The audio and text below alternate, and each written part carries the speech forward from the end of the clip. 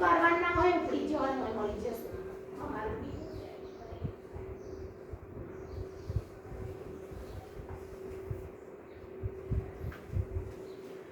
Okay students,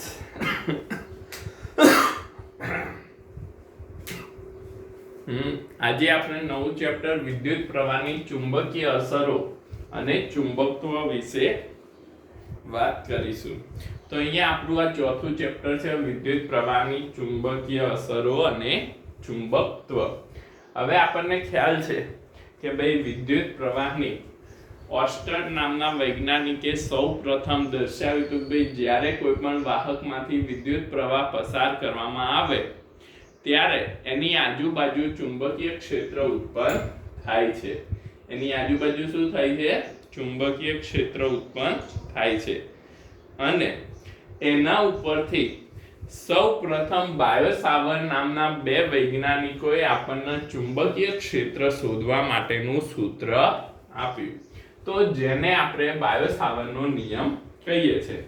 તો બાયોસાવર્ટનો નિયમ આપણને અહીંયા શું કહે છે કે ભાઈ આઈડીએલ પ્રવાહ ઘટક જે છે, આઈડીએલ વિદ્યુત પ્રવાહ ઘટકને લીધે ખંડની સાપેક્ષે આ જે એક વિદ્યુત પ્રવાહ ખંડ છે એ વિદ્યુત પ્રવાહ ખંડની સાપેક્ષે r અંતરે p બિંદુ પર b જેટલું ચુંબકીય ક્ષેત્ર ઉત્પન્ન d of b જેટલું ચુંબકીય ક્ષેત્ર ઉત્પન્ન થાય છે.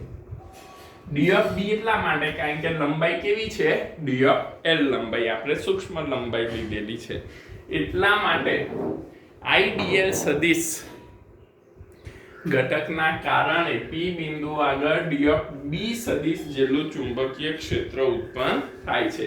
હવે આ જે ચુંબકીય ક્ષેત્ર છે એ ચુંબકીય ક્ષેત્ર આપણે જોઈએ તો d of b સદિશ ચુંબકીય ક્ષેત્ર એ એના વિદ્યુત પ્રવાહ ખંડના સમપ્રમાણમાં μ0/4π ઇન્ટુ વિદ્યુત પ્રવાહ ખંડના સમપ્રમાણમાં અને તેના અંતરના વર્ગના વ્યસ્ત પ્રમાણમાં હોય છે. અંતરના વર્ગમાં ના વ્યસ્ત અને એનો એકમ સદિશ r કેપ. એનો એકમ સદિશ કયો છે? તો r કેપ છે. તો આપણને ચુંબકીય ક્ષેત્ર d of b સદિશ બરાબર μ0/4π idl સદિશ r² ઇન્ટુ r કેપ જેટલો મળે છે. ઓકે, જે આપણને μ0 એ શું છે? તો શૂન્ય અવકાશની પરમિયાબિલિટી.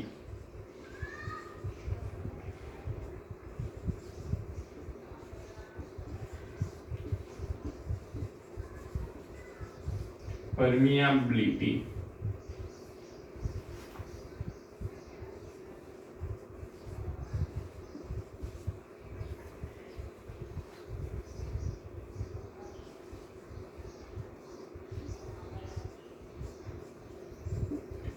into 10⁻⁷ μ0 equals to 4π into 10⁻⁷ tesla metre into ampere inverse થાય. તો μ0 ની કિંમત આપણે ધ્યાનમાં રાખવાની કારણ કે આપણને દરેક વખતે એ કામમાં લાગશે. અને r કેપ એકમ સદિશ છે તો r કેપ ને આપણે સેના દ્વારા દર્શાવી શકીએ? તાર સદિશ દ્વારા પણ દર્શાવી શકીએ. તો r કેપ બરાબર r સદિશ ભાગ્યા એનું મૂલ્ય r. તો અહીંયા આપણને એકમ સદિશ ને મૂકીએ તો આપણને કુલ વિદ્યુત ક્ષેત્ર d of b સદિશ બરાબર μ0/4π ઇન્ટુ આઈડીએલ સદિશ અપોન r³ ઇન્ટુ r સદિશ આપણને મળશે. તો અહીં આપેલા તારની લંબાઈ માટે લંબાઈ માટે ચુંબકીય ક્ષેત્ર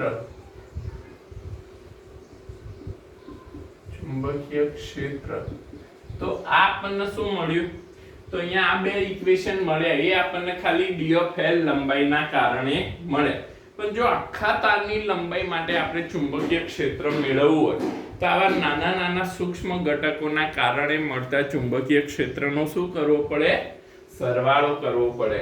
અને એ ચુંબકીય ક્ષેત્રના સરવાળાના કારણે અહીંયા આપણને કુલ ચુંબકીય ક્ષેત્ર મળે. હવે આવા નાના નાના ઘટકોનો આપણે સરવાળો કરી શકીએ નહીં, તો એના માટે આપણે શું કરીશું? તો એનું આપણે રેખીય સંકલન લેવું પડે. એનું આપણે શું કરવું પડે? રેખીય સંકલન લેવું પડે. તો અહીંયા રેખીય સંકલનની જ્યારે આપણે વાત કરીએ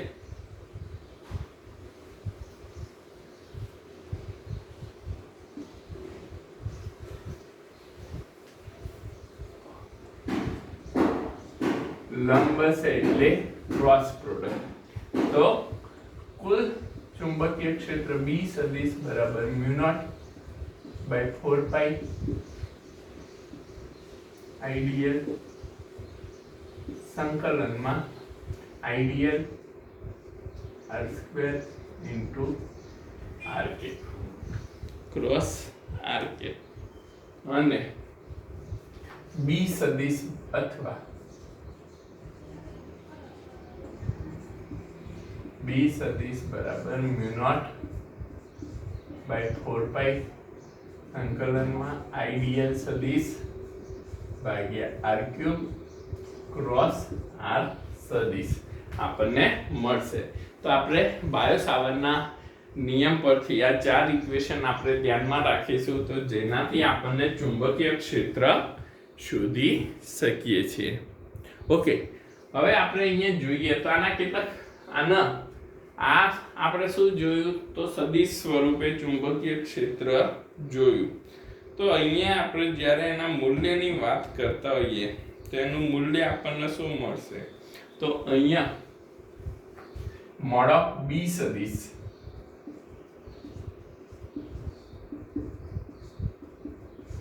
μ0, અહીંયા ક્રોસ પ્રોડક્ટ છે તો ક્રોસ પ્રોડક્ટ માટે શું થશે? આઈડિયલ સદિશ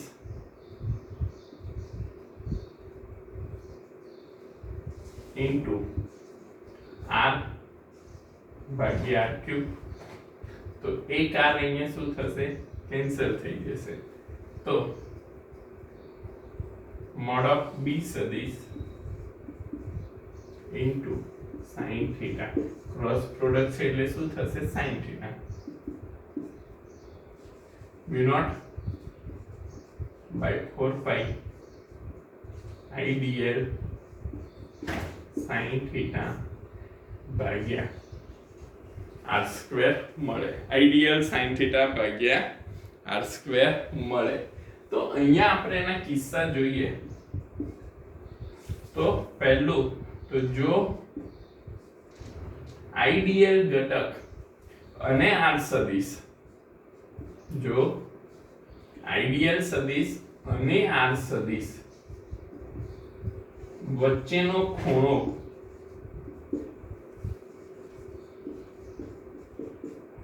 થીટા બરાબર 0 ડિગ્રી હોય તો ચુંબકીય ક્ષેત્ર કેટલું થશે?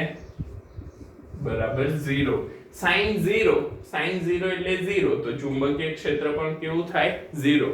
એનો મતલબ કે ભાઈ જે સદિશ ઘટક વિદ્યુત પ્રવાહ ઘટક છે એ વિદ્યુત પ્રવાહ ઘટક ના કોઈ પણ બિંદુ આગળ ચુંબકીય ક્ષેત્ર કેવું હશે?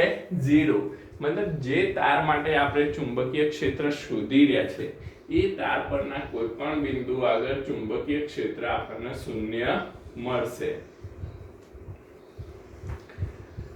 અને જો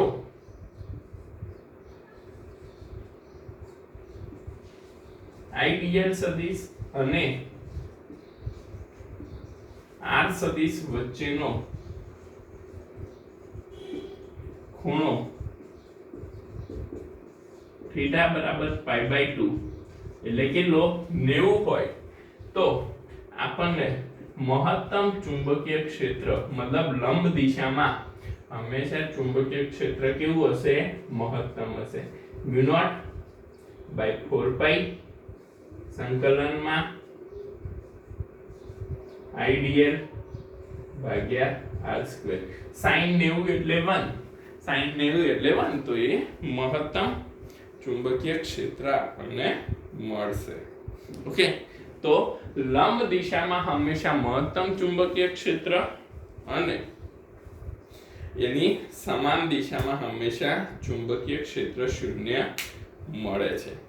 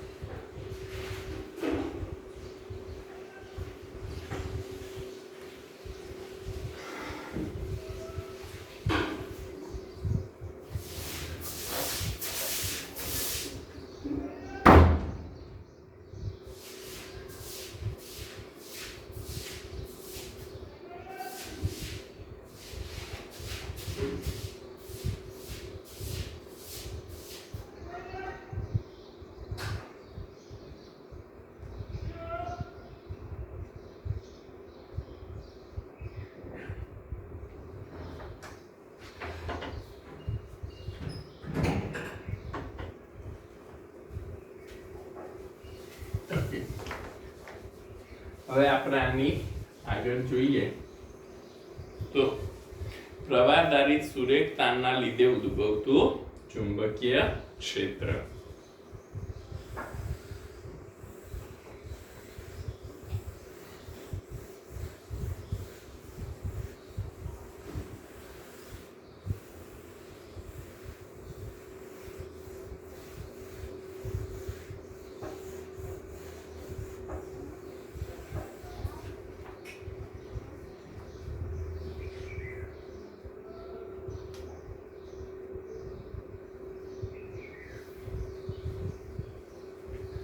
હવે નવો ટોપિક છે આપણો પ્રવાહદારિત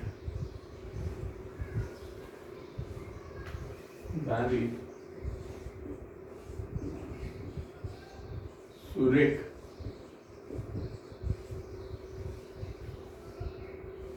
તાણના લીધે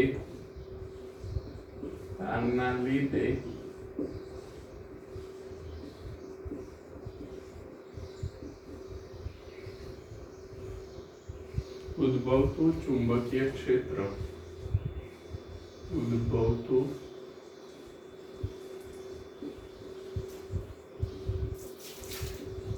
ચુંબકીય ક્ષેત્ર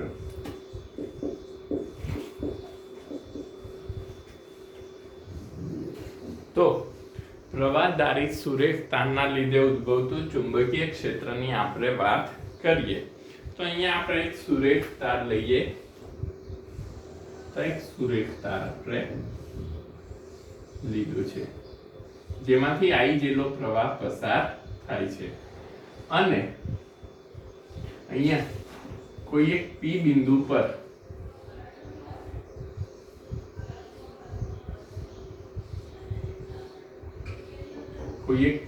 પર આપણે એનું ચુંબકીય ક્ષેત્ર મેળવવું છે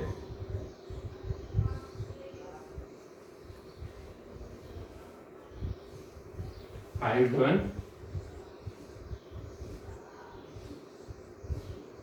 I2 અને અંતર R ઓકે આ x બિંદુ આ y બિંદુ આ ખૂણો આલ્ફા અને આ જે બહારનો ખૂણો છે એ બીટા ઓકે બહારનો ખૂણો છે આપણે બીટા લઈએ તો અહીંયા આપણો આકૃતિમાં એક સુરેખ તાર લીધેલો છે જેનું લંબાઈ આપણને ખ્યાલ છે કેવી છે ખ્યાલ છે અને એના કારણે ઉદ્ભવતું ચુંબકીય ક્ષેત્ર આપણે મેળવવાનું છે એમાંથી પસાર થતો પ્રવાહ I છે તો B સદિશ બરાબર μ0 by 4 pi I by R sin phi1 plus sin phi2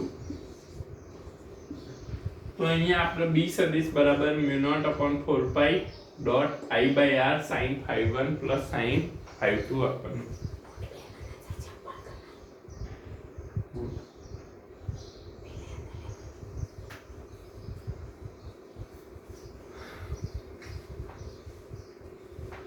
B સદિશ બરાબર μ0 upon 4 pi I by R કૌંસમાં sin phi1 plus sin phi2 તો અહીંયા આપણને phi1 અને phi2 આ જે ખૂણો આપણને દેખાય છે કે ભાઈ આ જે તારના બે છેડા હોય આ કેવો છે તો આ તારની લંબાઈ આપણને ખ્યાલ છે ઓકે અનંત લંબાઈનો તાર નથી આ આપેલી લંબાઈનો તાર છે એના માટે આપણે ચુંબકીય ક્ષેત્રની વાત કરી રહ્યા છે તો અહીંયા B સદિશ બરાબર μ0 upon 4 pi I by R sin phi1 plus sin phi2 આપણને મળશે તો એક તો આપણને જો આ બે ખૂણા ખ્યાલ હોય તો આપણે અહીંયા એનું ચુંબકીય ક્ષેત્ર મેળવી શકીએ છીએ હવે એની નીચે વાત કરીએ તો હવે સપોઝ આપણને phi1 phi2 નહીં પણ આલ્ફા અને બીટા આપેલા છે તો આપણે શું કરીશું તો આલ્ફા ખૂણો તમે જુઓ તો આ કેટલો થાય 90 નો થાય આ phi1 છે ને આલ્ફા તો અહીંયા આલ્ફા બરાબર શું થાય તો 90 માઈનસ phi1 થાય આલ્ફા બરાબર શું થાય 90 માઈનસ phi1 અને બીટા બરાબર આ બીટા છે તો આ બે સામસામેના ખૂણાઓનો સરવાળો તો 90 plus phi2 90 plus phi2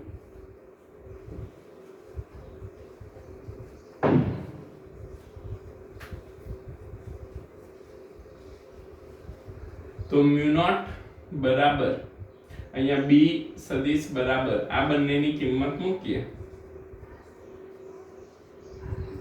B B સદિશ બરાબર mu naught by 4 pi I by R sin alpha minus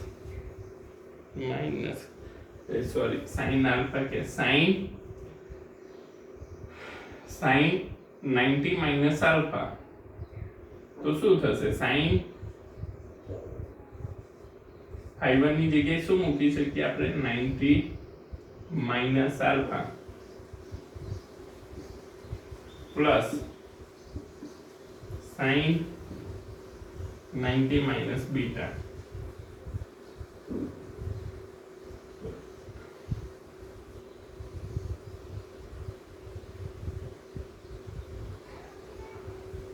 beta minus 90 એટલે beta minus 90 degree તો અહીંયા આપણે एक्चुअली આ તમારે આ બધું યાદ રાખવાની જરૂર નથી પણ કઈ રીતે આવ્યું એ હું તમને સમજાવું છું તો બીટા સદિશ બરાબર બી સદિશ બરાબર mu not bar 4 pi I by R sin 90 minus alpha વત્તા sin અહીંયા હવે આપણે માઈનસ ને કોમન લઈએ તો sin છે એટલે માઈનસ શું થશે બહાર નીકળશે માઈનસ sin 90 minus beta તો અહીંયા b સદિશ બરાબર mu not by 4 pi I by R sin 90 minus alpha બરાબર શું થાય cos alpha minus cos beta sin 90 minus beta તો minus cos beta ઓકે તો આપણને આ બે ઇક્વેશન એક આ અને એક આ બે ઇક્વેશન નિયમિત આપેલા વિદ્યુત પ્રવાહ ધારિત તાર માટે આપણે યાદ રાખવાના છે પરિમિત લંબાઈ માટેના આ બે ઇક્વેશન છે હવે આમાં એક થોડા કેસ છે કે જે આપણે અહીંયા ધ્યાનમાં રાખીશું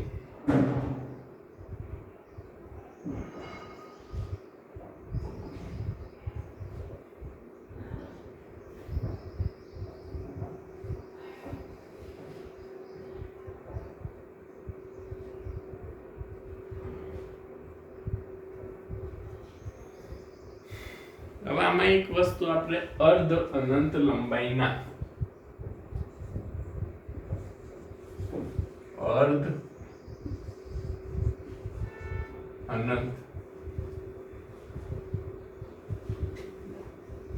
અર્ધ અનંત લંબાઈના તાર માટે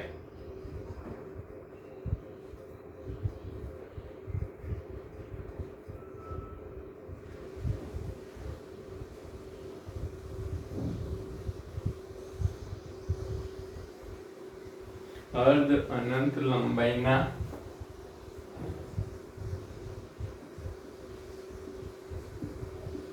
તાર માટે તો અર્ધ અનંત લંબાઈના તાર માટે b સદિશ બરાબર mu naught by 4 pi I by R into sin phi 1 plus sin phi 2 જ્યાં હવે અર્ધ અનંત લંબાઈનો તાર કેવો હશે તો કઈ ગયો જ્યાં આપણું P બિંદુ છે અને P બિંદુ પર આપણે ચુંબકીય ક્ષેત્ર મેળવવાનું છે તો B સદિશ બરાબર mu naught by 4 pi I by R sin હવે અહીંયા આપણે જોઈએ તો phi 1 બરાબર શું થાય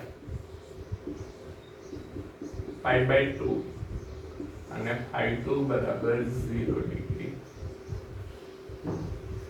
ϕ1 બરાબર π/2 અને ϕ2 બરાબર 0 ડિગ્રી. તો અહીંયા sin π/2 પ્લસ sin 0 ડિગ્રી. તો sin π/2 1 થશે અને sin 0 તો 0 μ0 by 4 pi I by r. આટલું ચુંબકીય ક્ષેત્ર આપણને મળશે.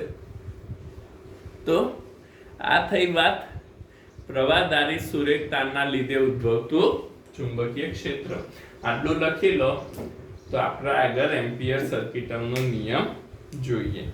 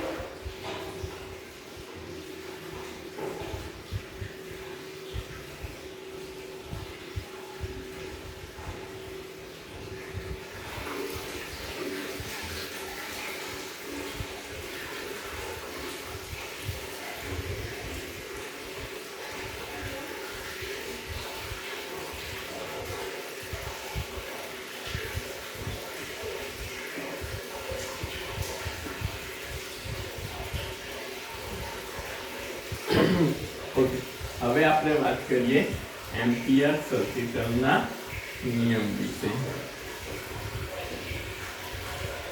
તો એમ્પિયર સર્કિટનો નિયમ આપણને શું કહે છે તેની આપણે વાત કરીએ.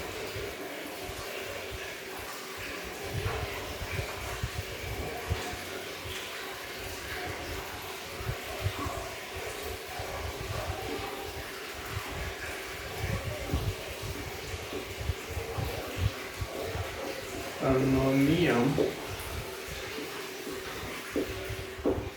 અને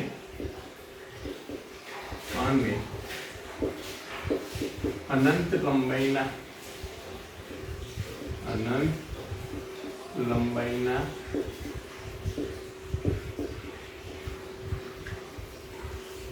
તાર માટે ચુંબકીય ક્ષેત્ર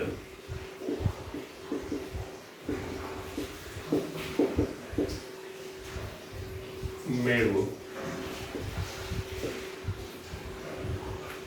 તો આપણને અહીંયા ખ્યાલ છે કે ભાઈ પહેલા તો આપણે એમ્પિયર સર્કિટના નિયમ વિશે વાત કરીએ. તો સપોઝ એક આપણે બંધ ગાળો લઈએ છે જેમાં આપણે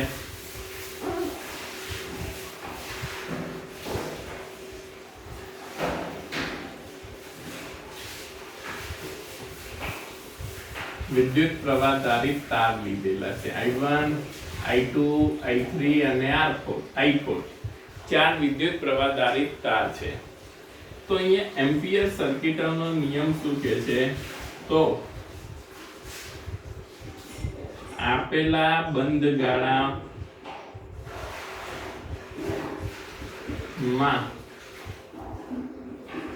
રચાતું ચુંબકીય ક્ષેત્ર ચુંબકીય ક્ષેત્રના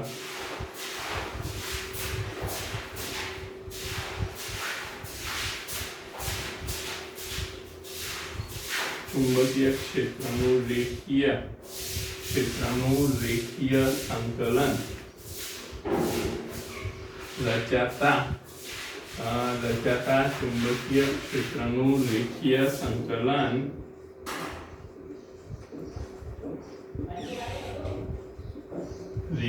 સંકલન તેમાંથી પસાર થતા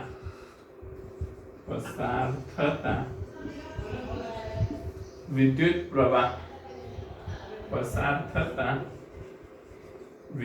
પ્રવાહ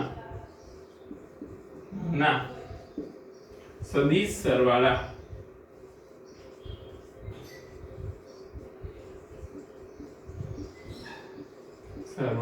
જેટલું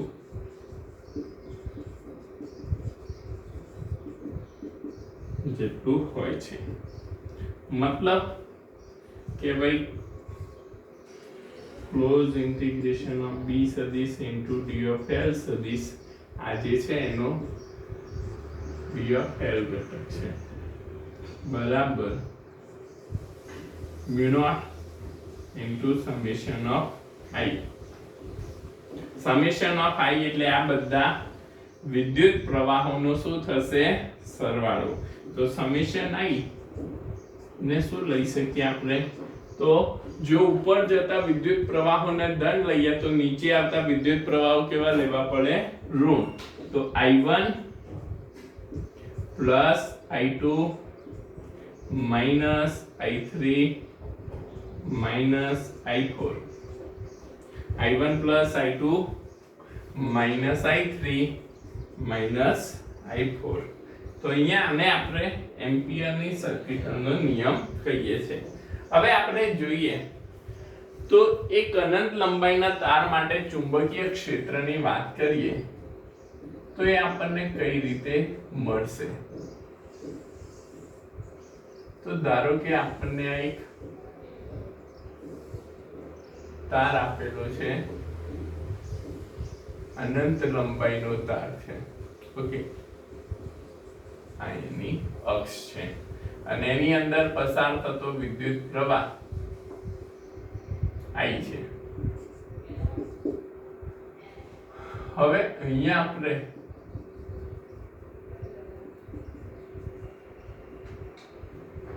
બહારની સાઈડ કોઈ એક P બિંદુ પર ચુંબકીય ક્ષેત્ર મેળવવું છે, તો જેનું અંતર આપણે r લઈ લઈએ. ઓકે, તો અહીંયા આપણે બહારની સાઈડ એક r અને અહીંયા સૂક્ષ્મ ઘટક dl સદિશ લઈ લઈએ. તો અહીંયા આપણે એમ્પિયર સર્કિટલનો નિયમ એપ્લાય કરીએ તો એમ્પિયર સર્કિટલનો નિયમ હવે આ જે આપણે અહીંયા જોઈએ છે, જે વર્તુળ ડોટેડ લાઈનમાં મેં જે વર્તુળ દોરેલું છે એ વર્તુળની અંદર તો બધા આખો તાર આવી જાય છે, મતલબ એમાંથી પસાર થતો બધો વિદ્યુત પ્રવાહ એમાં સમાઈ જાય છે. તો અહીંયા આપણે શું લઈ શકીએ, તો અહીંયા એમ્પિયર સર્કિટલનો નિયમ આપણે લાગુ પાડીએ તો B સદિશ into d of L સદિશ બરાબર mu naught into summation of I. પણ summation of I એટલે શું થશે, તો કુલ પ્રવાહ I અને સંકલનમાં d of L સદિશ. હવે આ જે વર્તુળ છે એ વર્તુળ પર જેમ કે આ તાર છે તો હંમેશા ચુંબકીય ક્ષેત્ર તેની લંબ રૂપે હશે, એટલે એક આમ રિંગ બનતી હોય એ રીતે આપણને ચુંબકીય ક્ષેત્ર મળશે. તો એ આખું રિંગમાં આપણને ચુંબકીય ક્ષેત્ર મળે છે. તો અહીંયા આપણે જોઈએ તો B દરેકે દરેક આ જે વર્તુળ રચાય છે એ વર્તુળના દરેકે દરેક બિંદુ પર ચુંબકીય ક્ષેત્ર કેવું હશે, સમાન. મતલબ એ તો શું થઈ ગયું, અચળ છે. અને આ બંને ડોટ પ્રોડક્ટ છે એટલે cos θ બરાબર 0 ડિગ્રી, એટલે cos b into dl cos 0 એટલે 1, તો b into d of L direct લખી શકીએ અને mu naught into I. b સંકલનમાં d of L બરાબર mu naught into I. તો b d of L આ વર્તુળનો પરિઘ કેટલો થાય, 2 pi r mu naught into I. તો b બરાબર mu naught I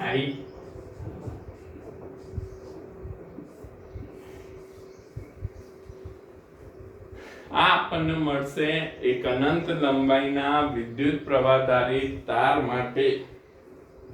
અનંત લંબાઈના વિદ્યુત પ્રવાહધારી તાર માટે તારની બહારની બાજુ P બિંદુ પર મળતું ચુંબકીય ક્ષેત્ર. હવે આપણે વાત કરીએ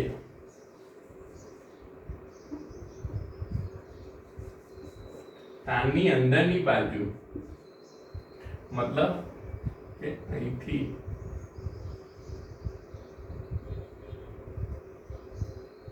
એક આ છે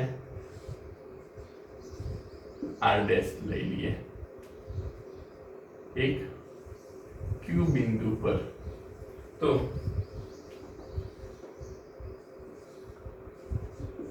આની અંદરની બાજુ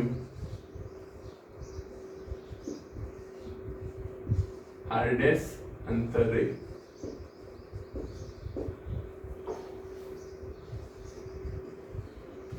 Q બિંદુ પર ચુંબકીય ક્ષેત્ર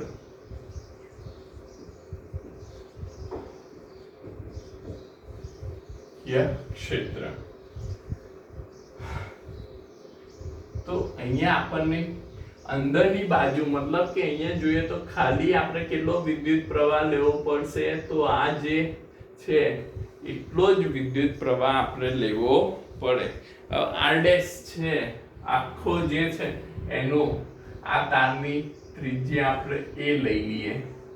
તારની ત્રિજ્યા કેટલી a છે અને અંદરનું અંતર કેટલું r ડેશ છે.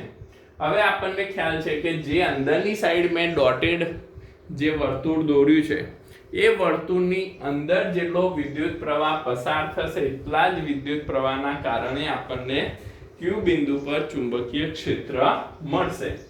તો જો આપણે અહીંયા જોઈએ તો પહેલા તો આપણને શું ખ્યાલ હોવો જોઈએ, ભાઈ અંદરની સાઈડ કેટલો વિદ્યુત પ્રવાહ પસાર થાય છે.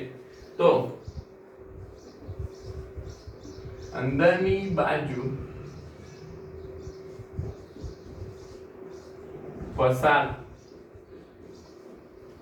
થતો વિદ્યુત પ્રવાહ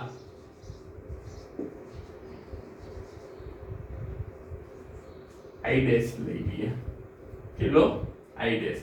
અંદરની બાજુ એટલે શું? તો આ Q બિંદુ જેટલું જે આ વર્તુળ છે R ડેશ ત્રિજ્યાનું જે વર્તુળ છે એ વર્તુળના માંથી પસાર થતો વિદ્યુત પ્રવાહ. તો અહીંયા આપણને એક વસ્તુ ખ્યાલ છે કે ભાઈ કોઈ પણ વાહક હોય એ વાહકમાં કોઈ પણ જગ્યાએ એની વિદ્યુત પ્રવાહ જુદો જુદો હોઈ શકે પણ એની વિદ્યુત પ્રવાહ ઘનતા સમાન હોય છે. વિદ્યુત પ્રવાહ ઘનતા કેવી હોય છે? સમાન હોય છે.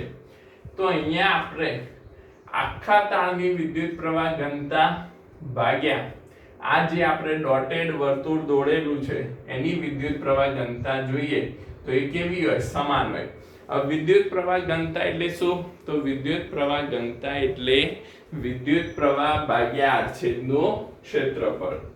વિદ્યુત પ્રવાહ ભાગ્યા આડછેદનું ક્ષેત્રફળ. તો R ડેશ ત્રિજ્યા ધરાવતા વર્તુળની વિદ્યુત પ્રવાહ, આ જે R ડેશ ત્રિજ્યા ધરાવતો વિદ્યુત પ્રવાહ છે એની વિદ્યુત પ્રવાહ ઘનતા લઈએ તો વિદ્યુત પ્રવાહ કેટલો છે એમાંથી કેટલો પસાર થાય છે? I ડેશ ભાગ્યા એનું આડછેદનું ક્ષેત્રફળ કેટલું? પાઈ ઇન્ટુ R ડેશ સ્ક્વેર બરાબર આખા તારનું વિદ્યુત પ્રવાહ કેટલો છે? I. આપણે કેટલો લીધો છે? I. અને એની ત્રિજ્યા કેટલી છે? A. એટલે પાઈ ઇન્ટુ A સ્ક્વેર. તો I ડેશ બરાબર I પાઈ પાઈ કેન્સલ કૌંસમાં R ડેશ નો સ્ક્વેર ભાગ્યા A સ્ક્વેર. તો આપણને વિદ્યુત પ્રવાહ મળી ગયો. હવે આપણે બાયો સાવરનો નિયમ લગાવીએ અહીંયા. તો B into D of L બરાબર μ0 into I dash. B into dl બરાબર કાંઈ cos અગેન cos શું થશે? cos થીટા બરાબર 0 અને પ્રવાહ કેટલો થશે? I ની જગ્યાએ કેટલો પ્રવાહ? I ડેશ પ્રવાહ થશે. અને B તો કેવું હશે? દરેક બિંદુ આગળ સમાન હશે એટલે B સંકલનમાં dl બરાબર μ0 ઇન્ટુ I ડેશ. હવે dl એટલે તો આ જે નાનું વર્તુળ અંદરની સાઈડ જે વર્તુળ છે એ વર્તુળનો પરિઘ એની ત્રિજ્યા કેટલી છે? R ડેશ છે એટલે 2 પાઈ R ડેશ ભાગ્યા μ0 કૌંસમાં I ભાગ્યા R ડેશ નો સ્ક્વેર ભાગ્યા A સ્ક્વેર કેન્સલ. B બરાબર μ0 I ભાગ્યા 2 પાઈ A સ્ક્વેર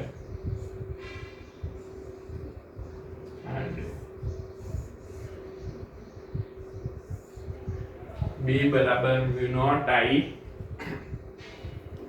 R ડેશ ભાગ્યા 2 પાઈ A સ્ક્વેર. બરોબર.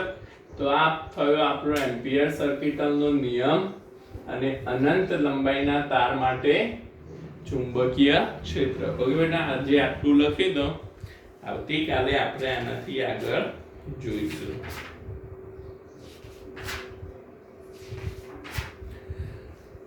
મેં વિડીયો એટલા માટે મોકલ્યો છે કારણ કે ઓનલાઈન ક્લાસમાં આપણને બહુ સમય મળતો નથી. તમે આટલું લખી લો. આમાં કોઈ પણ તમને ડાઉટ હોય તો મને વોટ્સઅપ કરજો તો હું તમને એનો આન્સર આપી દઈશ.